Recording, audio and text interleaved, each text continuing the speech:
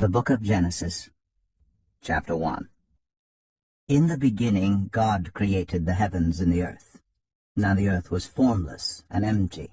Darkness was over the surface of the deep, and the Spirit of God was hovering over the waters. And God said, "Let there be light." And there was light. God saw that the light was good, and he separated the light from the darkness. God called the light day, and the darkness he called night. And there was evening, and there was morning, the first day. And God said, "Let there be a vault between the waters to separate water from water." So God made the vault, and separated the water under the vault from the water above it. And it was so. God called the vault sky. And there was evening, and there was morning, the second day. And God said, "Let the water under the sky be gathered to one place, and let dry ground appear." And it was so. God called the dry ground land, and the gathered waters he called seas. And God saw that it was good. Then God said, "Let the land produce vegetation, seed-bearing plants and trees on the land that bear fruit with seed in it according to their various kinds." And it was so.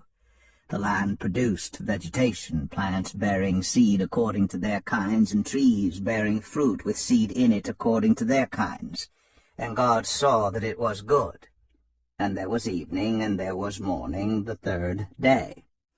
And God said, "Let there be lights in the vault of the sky to separate the day from the night, and let them serve as signs to mark sacred times and days and years. And let them be lights in the vault of the sky to give light on the earth." And it was so. God made two great lights, the greater light to govern the day, and the lesser light to govern the night. He also made the stars.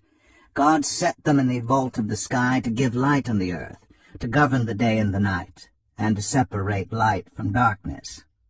And God saw that it was good. And there was evening, and there was morning, the fourth day. And God said, "Let the water teem with living creatures, and let birds fly above the earth across the vault of the sky."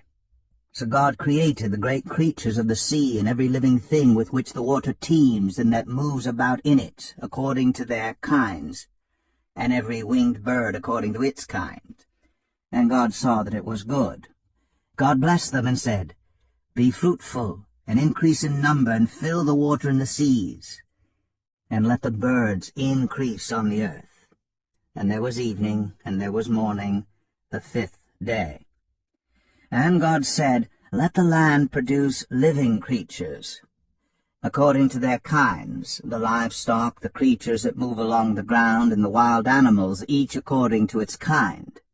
And it was so. God made the wild animals according to their kinds, the livestock according to their kinds, and all the creatures that move along the ground according to their kinds. And God saw that it was good. Then God said, "Let us make mankind in our image, in our likeness, so that they may rule over the fish in the sea and the birds in the sky, over the livestock and all the wild animals, and over all the creatures that move along the ground." So God created mankind in his own image. In the image of God he created them. Male and female he created them. God blessed them and said to them, "Be fruitful and increase in number. Fill the earth and subdue it. Rule over the fish in the sea and the birds in the sky, and over every living creature that moves on the ground." Then God said, "I give you every seed-bearing plant on the face of the whole earth, and every tree that has fruit with seed in it. They will be yours for food. And to all the beasts of the earth, and all the birds in the sky, and all the creatures that move along the ground, everything that has the breath of life in it, I give every green plant for food." And it was so. God saw all that he had made, and it was very good. And there was evening, and there was morning, the sixth day.